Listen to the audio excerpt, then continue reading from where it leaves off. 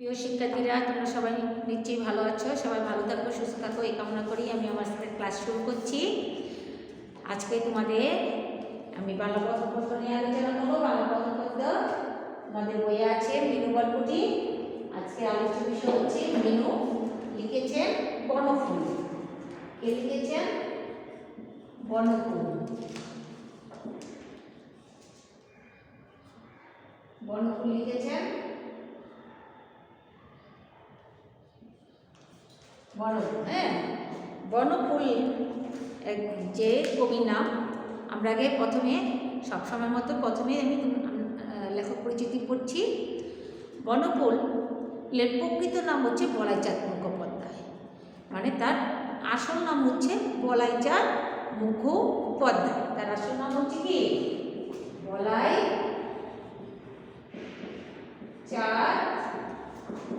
মুখোপাধ্যায়।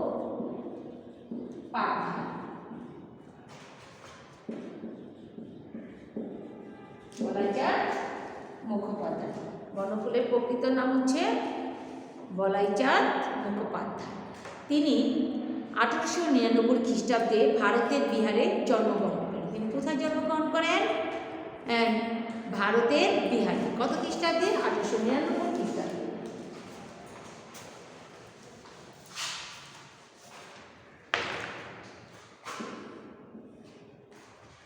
তার জন্ম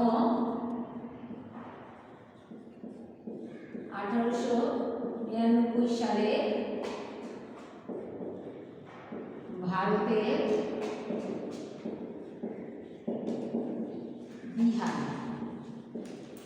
ভারতের বিহারে তিনি জন্মগ্রহণ করেন। তিনি পেশায় ছিলেন একজন চিকিৎসক। চিকিৎসক মানে ডাক্তার।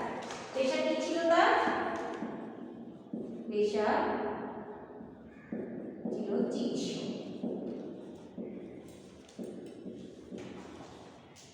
পেশায় ছিলেন তিনি একজন চিকিৎসক। তিনি বিভিন্ন সরকারি হাসপাতালে চাকরি করলেও সাহিত্যের প্রতি, বিশেষ করে ছোট গল্প রচনার প্রতি তার আগ্রহ ছিল ব্যাপক। তিনি অনেক সরকারি হাসপাতালে চাকরি করেছেন, কিন্তু তারপর সাহিত্যের প্রতি, ছোট গল্প রচনার প্রতি তার আগ্রহটা ছিল ব্যাপক। তিনি তার গল্পকে আকারে ছোট, ব্যঙ্গ রসিকতার পূর্ণ ও আকর্ষণীয় করে উপস্থাপনার মাধ্যমে সাহিত্যাঙ্গনে বিশেষ স্থান করে নিয়েছে। এমনভাবে তিনি তার গল্পটাকে ছোট করে, আকর্ষণীয় করে, ব্যঙ্গ রসাত্মক পূর্ণ আকর্ষণীয় মাধ্যমে এত সুন্দর করে তিনি উপস্থাপন করেছেন যাতে সবার কাছেই খুব ভালো লাগে। বাস্তব জীবন, মানুষের সংবেদনশীলতা, জ্ঞান বিজ্ঞানের বিচিত্র উপাদানকে তিনি এই গল্পের বিষয় করেছেন। মানে বাস্তব জীবন, জ্ঞান বিজ্ঞানের বিষয়গুলো, সংবেদনশীলতা, একজন মানুষের প্রতি যা যা থাকা প্রয়োজন সে সংবেদনশীল, সেটা তিনি তার গল্পের মাধ্যমে নিয়ে আসার চেষ্টা করতেন। তার রচিত উল্লেখযোগ্য গ্রন্থগুলো হলো বনফুলের গল্প, বাহুল্য, অদৃশ্য লোকে, বহুবর্ণ, অনুগামিনী ইত্যাদি। তিনি কয়েকটি কাব্যগ্রন্থ ও নাটক লিখেছেন। সাহিত্যকর্মীর স্বীকৃতি হিসেবে তার পদ্মভূষণ ভারত উপাধি প্রদান করা হয়। তিনি অনেক গল্প রচনা করেছেন। আর এই সাহিত্যিক কর্মের জন্য তিনি স্বীকৃতি হিসেবে কি উপাধি পেয়েছেন? পদ্মভূষণ। কোন দেশ দিয়েছে সেই উপাধিটা? ভারত দিয়েছে। উপাধি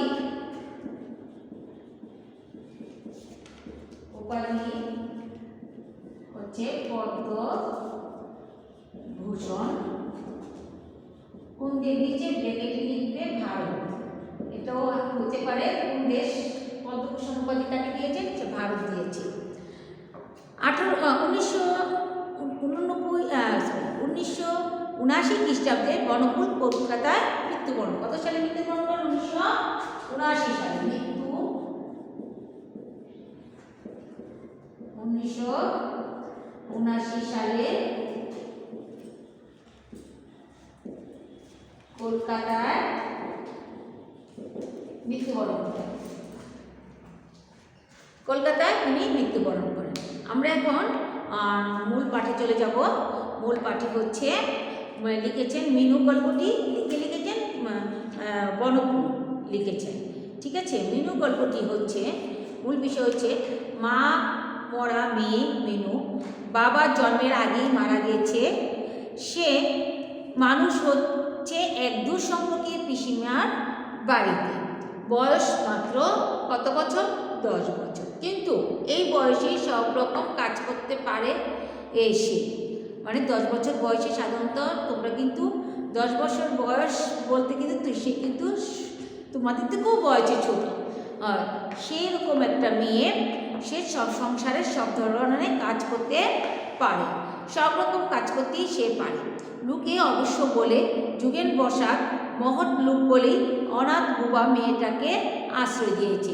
যার বাড়িতে, যে পিসিমার বাড়িতে থাকে, যে পিসিমার স্বামীর নাম হচ্ছে যুগেন বসাক। সবাই তাকে খুব ধন্য করে যে মা বাবা মরা মেয়েটাকে সে ঠাঁই দিয়েছে। তার খুব প্রশংসা করে। মহৎ হয়ে সুবিধেই হয়েছে যুগেন বসাকে। কিন্তু যদিও সে মহৎ, কিন্তু তারও কিছুটা একটা লাভ হয়েছে। কারণ এরকম একটা মেয়েকে সংসারের সব ধরনের কাজ করার সুযোগ সে পেয়েছে।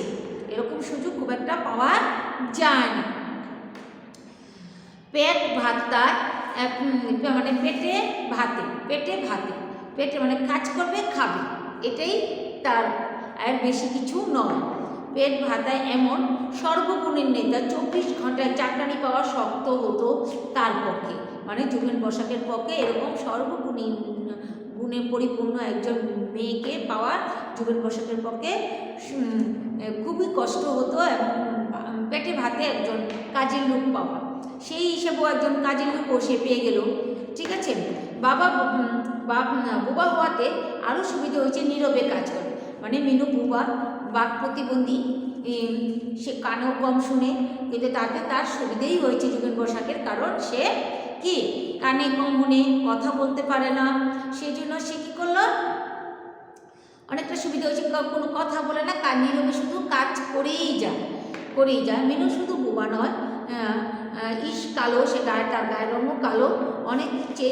অনেকেই চেঁচিয়ে বললে যে তবে শুনতে পায়, সব কথা শোনার দরকারও হয় না তার।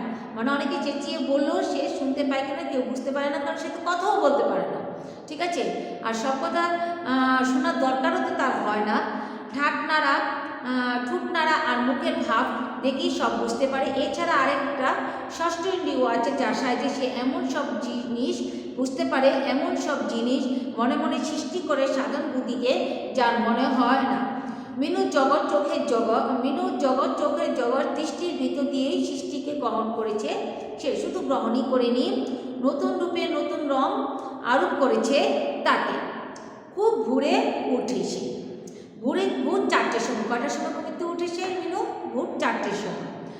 উঠেই দেখতে পায় পূর্ব আকাশে দপদপ করে জ্বলছে কি শুকতারা। উঠেই সে দেখতে পারে পূর্ব আকাশে দপদপ করে তখনও শুকতারা জ্বলতেই থাকে। পরিচিত বন্ধুকে দেখলে মুখে যেমন মৃদু হাসি ফুটে, তেমনি হাসি ফুটে মিনুর মুখেও।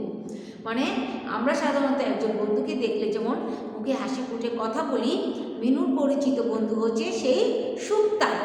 তাকে দেখলে মিনু মনে মনেও হাসি উঠে।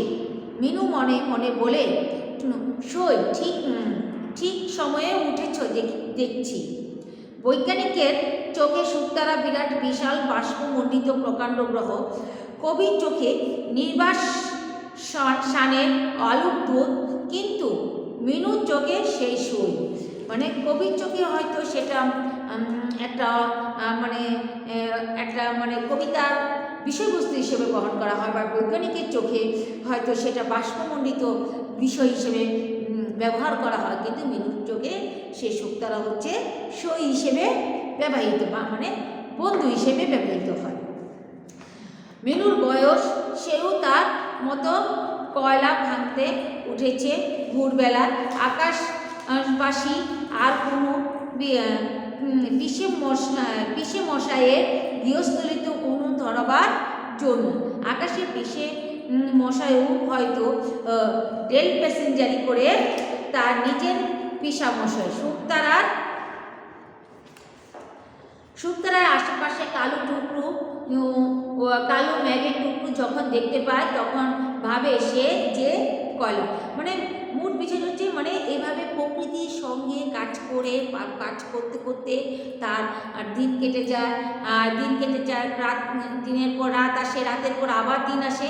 এভাবেই তার প্রকৃতির প্রকৃতির সাথে কাজ করতে করতে তার মিতালি শুরু হয়ে যায়। এভাবেই তার দিনটা চলে যায়। কারোর সাথে সে কথা বলতে পারে না, যদিও সেটা কথা বলে সেটা প্রকৃতির সাথে তার মনের মিল রেখে। এ থেকে মূল বিষয়টা হচ্ছে, তোমরা গল্পটা বাসায় নিজে নিজে পড়বে, আমি তোমাদের মূল বিষয়টা বুঝিয়ে দিচ্ছি। মূল বিষয়টা হচ্ছে পাঠ পরিচিতের বিচিত্র মানুষের সমন্বয়ে গড়ে উঠেছে আমাদের এই সমাজ। আমাদের এই সমাজ নিশ্চয়ই বিচিত্র, মানে বিভিন্ন ধরনের মানুষ নিয়ে সৃষ্টিকর্তা পৃথিবী সৃষ্টি করেছেন।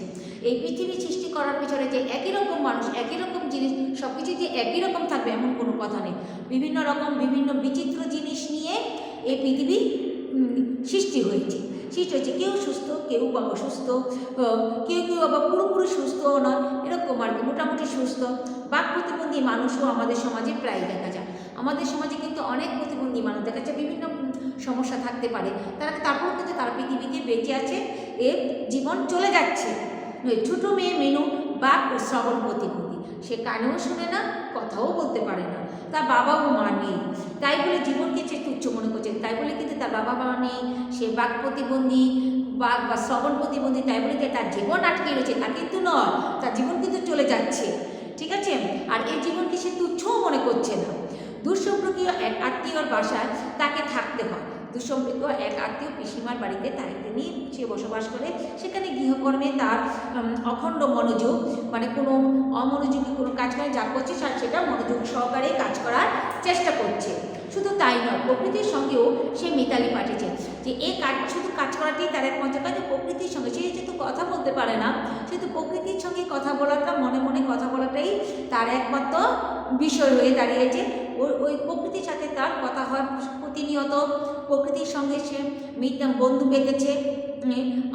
আমার আর তোমার মতো হয়তো বন্ধু বান্ধব তার নেই, কিন্তু প্রকৃতি হচ্ছে তার সবচেয়ে প্রিয় বন্ধু। মিতালি পাঠের ভোরবেলাকার নতুন সূর্যকে নিজে জ্বালানো চুল্লির সঙ্গে তুলনা করাতেই তার ভালো লাগে। ভোরবেলাকে যে নতুন সূর্য ওঠে, সকালবেলা যে সূর্যটা ওঠে, সেটা চুলায় জ্বালানোর সঙ্গেই তুলনা করা হয়েছে। হলদে পাখি দেখে তার মনে পুলক জাগে। পুলক মানে কি? আনন্দিত হয়, মানে হলদে পাখি দেখে তার ভিতরে ভিতরে সে খুশি হয়, আনন্দিত হয়। পাশের বাসায় কোনো এক প্রবাসী পিতার আগমন লক্ষ্য করে সে মনে করে একদিন তার বাবাও ফিরে আসবে। পাশের বাসায় তোমাদের বাবা যদি প্রতিদিন আসে, তখন যদি তোমাদের বন্ধু আরেকজনের বাবা যদি আসে না, তখন কি যারা আসে না তার অবশ্যই খারাপ লাগবে, যে তার বাবা প্রতিদিন আসে, তাকে আদর করে, আমার বাবা প্রতিদিন আসে না, আদর করে। তাই পাশের বাড়ি একটা বন্ধু বাচ্চা বাবা প্রতিদিন আসে, সে দেখে তার মনে মনে ভাবে যে আমার বাবাও একদিন না একদিন আমার কাছে আসবে, ফিরে আসবে। পিতার জন্য মনে মনে আকাঙ্ক্ষা করে কিশোরী। হলদে পাখি আসে, কিন্তু তার পিতা আর আসে না। এই কষ্ট তার একান্ত নিজস্ব। এই যে কষ্ট তার মনের ভিতরে একান্তই তার নিজস্ব, সেটা সে কারোর কাছে শেয়ারও করতে পারে না।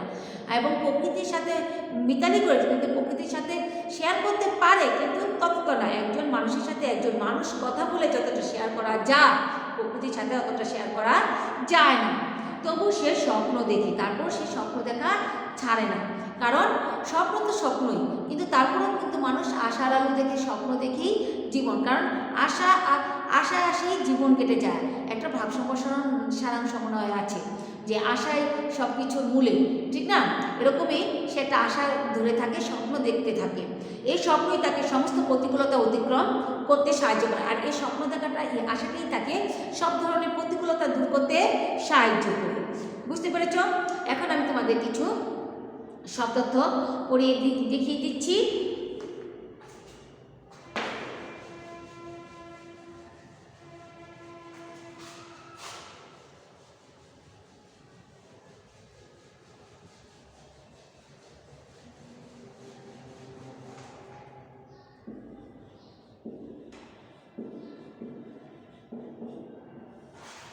শব্দার্থগুলি তোমাদের বইয়ে আছে, দেখবে।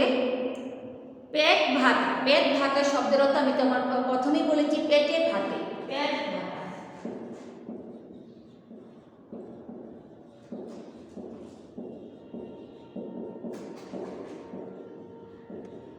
পেটে ভাতে।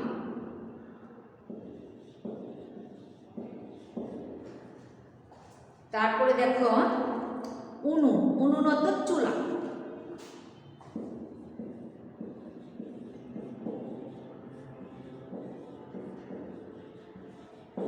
অনুন্নত চুলা। রোমাঞ্চিত, রোমাঞ্চিত শব্দের অর্থ হচ্ছে পুলকিত।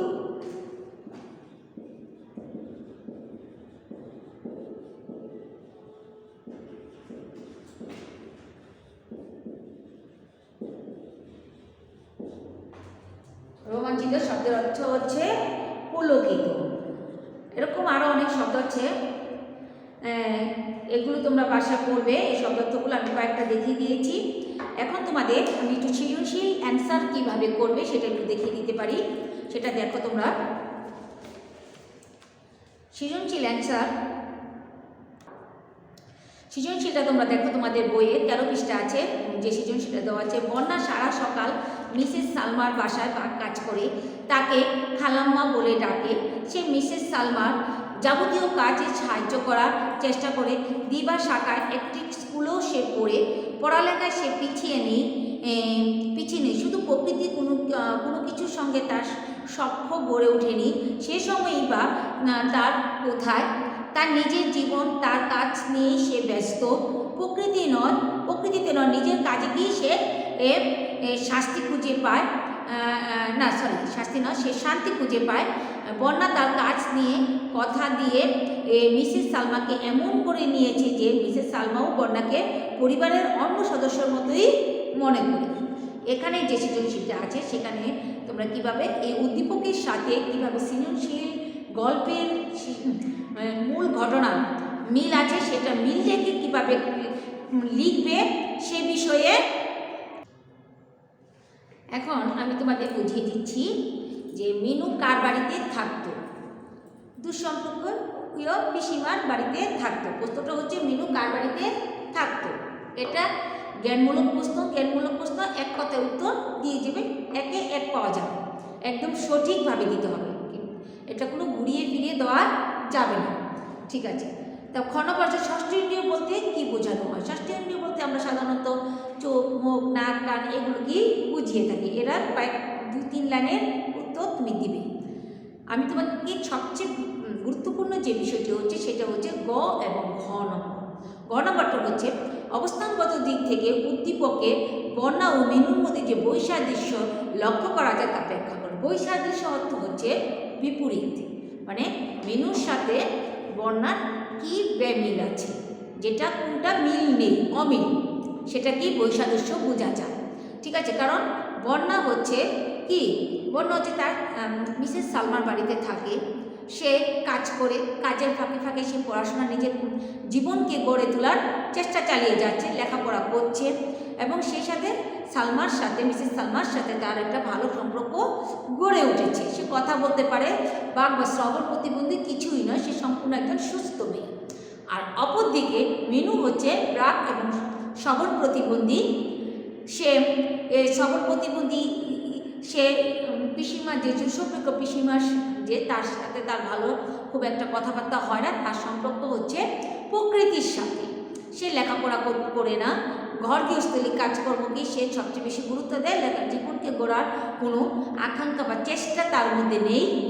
সে মানে এই যে সাদৃশ্য, মানে মিল এবং অমিল, এই যে মিল একজনের সাথে আরেকজনের, তোমার উদ্দীপকে যে মিল, যে বিষয়টা লিখেছো ওই বিষয়টার সাথে তোমার গল্পের যে বিষয়ে তুলনা করা হয়েছে সেই বিষয়টা তুমি গল্পটা খুব ভালো করে পড়বে। তোমরা পড়ার পরে বুঝতে পারবে যে গল্পে কী গল্পে কোন বিষয়টার প্রতি এই সৃজনশীলের গুরুত্ব দিয়েছে। ঠিক আছে, রিডিংয়ের কোন বিষয়ের প্রতি গুরুত্ব দেওয়া হয়েছে সেটা ভালো করে দেখবে, বুঝলি? তাহলে তখন মানে উভয় বিষয়টা সৃজনশীলের মধ্যে উল্লেখ করবে। উত্তরে লেখার সময়, খাতায় লেখার সময়, পরীক্ষার খাতায় উল্লেখ করবে। উল্লেখ করার পর তারপরে এই দুটোটা উল্লেখ করার পরে তারপরে দুইটা পয়েন্টে দুটো উল্লেখ করবে। দুটো পয়েন্টে দুটো উল্লেখ করার পর তারপরে তৃতীয় পয়েন্টে গিয়া তখন তুমি ওই বিষয়টা একদম সামঞ্জস্যভাবে একটা সামারি মতো লিখবে। তাহলেই তোমার উত্তর যথেষ্ট ও মানে ঠিক মানে নাম্বার পাওয়ার, উপযুক্ত নাম্বার পাওয়ার মতো হবে তোমার উত্তরটি। আরেকটি বিষয় হচ্ছে বন্যার শিক্ষা ছিল প্রাতিষ্ঠানিক, আর প্রকৃতি হচ্ছে মিনুর পাঠশালা। মানে বন্যার শিক্ষাটা কি হচ্ছে প্রাতিষ্ঠানিক, মানে আমরা সাধারণত যে শিক্ষা প্রতিষ্ঠান করি লেখাপড়া করি, সেই শিক্ষা প্রতিষ্ঠানের বিষয় তার লেখাপড়া ছিল, সীমাবদ্ধ ছিল। আর মেনুর লেখাপড়ার বিষয় ছিল প্রাতিষ্ঠানিক না, তার লেখাপড়ার বিষয় ছিল কি প্রকৃতি। আর প্রকৃতিই ছিল তার পড়ালেখার একমাত্র জায়গা। এই বিষয়টি মানে কথাটি বিশ্লেষণ করো, এইভাবে মানে বিশ্লেষণ করে লিখতে হবে। ঠিক আছে, তোমরা সৃজনশীলটা তাহলে ভালো করে পড়বে, গল্পটা বিশেষ করে গল্পটা ভালো করে পড়বে। গল্পটা ভালো করে পড়লেই সৃজনশীল অ্যান্সারটা ভালো করে দিতে পারবে। এখন আমি তোমাদের বাংলা দ্বিতীয় পত্র বইয়ের যে দরখাস্ত দেওয়া আছে, সেই দরখাস্তগুলো আমি একটু দরখাস্তের নিয়মটা দেখিয়ে দেবো, দরখাস্তটা পড়ে দেবো, পড়ে তো তোমরা দেখবে। আমি তোমাদের বাংলা দ্বিতীয় পত্র 83 পৃষ্ঠার যে দরখাস্তটি আছে সেটা হচ্ছে 1 নম্বর, বিদ্যালয়ে অনুপস্থিতির জন্য প্রধান শিক্ষকের কাছে ছুটির দরখাস্ত। প্রশ্নটা হচ্ছে বিদ্যালয়ে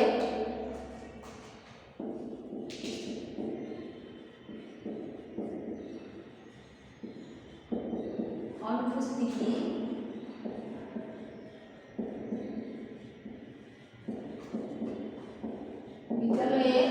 অনুপস্থিতির জন্য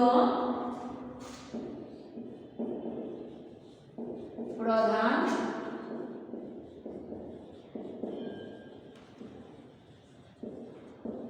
শিক্ষকের কাছে একটি দরখাস্ত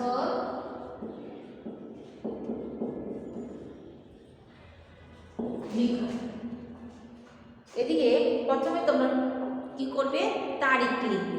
এখানে তোমাদের আরেকটা বিষয় বুঝিয়ে দিচ্ছি, সেটা হচ্ছে প্রশ্নে যদি বলে যে প্রধান শিক্ষক, এখানে কিন্তু প্রশ্নে বলেছে প্রধান শিক্ষকের কাছে, বিদ্যালয়ের অনুপস্থিতির জন্য প্রধান শিক্ষকের নিকট কাছে একটি দরখাস্ত লিখো।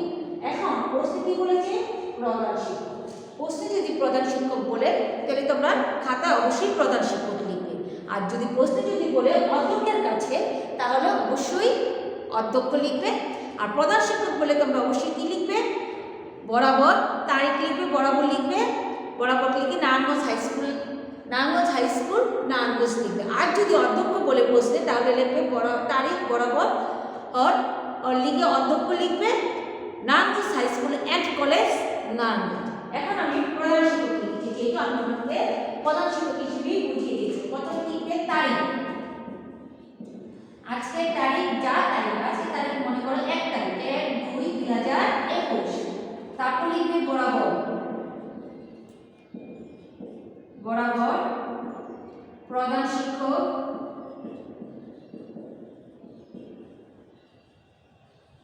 বরাবর প্রধান শিক্ষক নারায়ণগঞ্জ হাই স্কুল,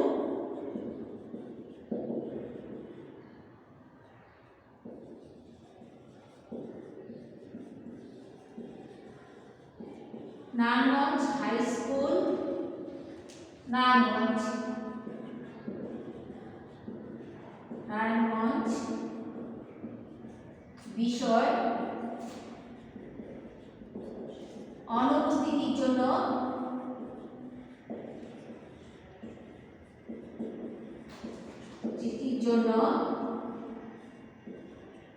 অনুপস্থিতির জন্য না, বিষয়টা হবে অনুপস্থিতির জন্য না, সরি, অনুপস্থিতি জনিত ছুটি মঞ্জুরি, অনুপস্থিতির জন্য ছুটি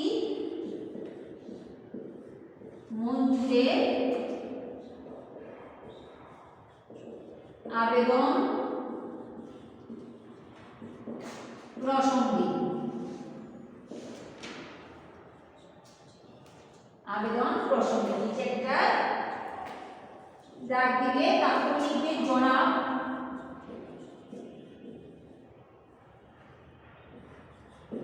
জনাব। ঠিক আছে, এই নিয়মে মানে সবকিছু সোজা এক বরাবর হবে, একটাও এদিক থেকে সেদিক যেতে পারবে না। এই তারিখ বরাবর প্রধান শিক্ষক নারায়ণগঞ্জ হাই স্কুল নারায়ণগঞ্জ বিষয় জনাব, এই যে বিষয়গুলো আমি লিখেছি সবটা কিন্তু একদম এক সিরিয়ালে লিখেছি। অনেকে তোমরা অনেকে কি করো, বরাবর লিখে আবার একটু বাদ দিয়ে প্রধান শিক্ষক একটু বাদ দিয়ে এই নিয়মটা ফলো করবে। এবং তোমরা কি করবে, প্রধান শিক্ষক বলে অবশ্যই নারায়ণগঞ্জ হাই স্কুল, প্রধান শিক্ষক লিখে নারায়ণগঞ্জ হাই স্কুল লিখবে। আমি বারবার এই কথাটা বলছি। এবং অধ্যক্ষ যদি প্রশ্নে থাকে তাহলে অধ্যক্ষ লিখবে, তখন লিখবে Narayanganj high school and college. তবে এই জিনিসটা সবচেয়ে বেশি ভালো করে ফলো করবে। আর বইয়েতে দরখাস্ত দেওয়াই আছে।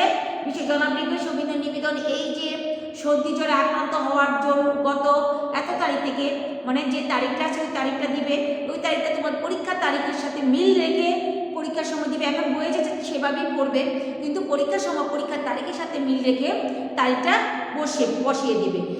এত তারিখ থেকে এত তারিখ পর্যন্ত 3 দিন আমি বিদ্যালয়ে উপস্থিত হতে পারিনি, অতএব আমাকে উক্ত 3 দিনের মানে যে সবিনয় নিবেদনে যে সর্দি জ্বরে আক্রান্ত হওয়ার কারণ হওয়ায় গত 29/1/2018 থেকে 18/2/2021 লাগাবে থেকে 31/1/2018 পর্যন্ত 3 দিন আমি বিদ্যালয়ে উপস্থিত হতে পারিনি, অতএব আমাকে উক্ত 3 দিনের ছুটি মঞ্জুর করার জন্য আপনাকে অনুরোধ জানাচ্ছি, এভাবে লিখবে না, উক্ত 3 দিনের ছুটি মঞ্জুর করতে জনাবের সুমর্জি কামনা করছি, বা মঞ্জুর করলে আমি আপনার কাছে কৃতজ্ঞ থাকবো বা বাধিত হব, এই বিষয়টা লিখবে। আপনাকে অনুরোধ জানাচ্ছি, জিনিসটা হয় না, এটা সুন্দর দেখা যায় না, ভাষাটা সুন্দর হয় না, কিন্তু বইয়ে আছে সেই জন্য আমি বললাম। কিন্তু তোমরা এইভাবে লিখবে, আমি যেভাবে বলেছি সেভাবে লিখবে। বিনীত আপনার একান্ত অনুগত, ছাত্র হলে ছাত্র, ছাত্রী হলে ছাত্রী লিখবে, তোমার নাম লিখবে, শ্রেণী লিখবে, রুল লিখবে, শাখা লিখবে, এভাবে তোমাদের বইয়ে দেওয়া আছে, সেটা ফলো করবে। সেটা ফলো করে তোমরা দরখাস্তটা লিখবে। আমি আবারও বলছি, তোমাদের যদি পোস্টে যদি প্রধান শিক্ষক থাকে অবশ্যই বরাবর লিখে প্রধান শিক্ষক লিখবে, আর নারায়ণগঞ্জ হাই স্কুল নারায়ণগঞ্জ লিখবে। আর পোস্টে যদি অধ্যক্ষ থাকে তোমরা অবশ্যই অধ্যক্ষ লিখে Narayanganj high school and college Narayanganj লিখবে। আমি এই বিষয়টা বারবার তোমাদের বলেছি, তোমরা ভালো করে দেখবে। সবাই সুস্থ থাকো হোক সেই কামনা করি আমি আমার আজকে ক্লাস সমাপ্ত করি।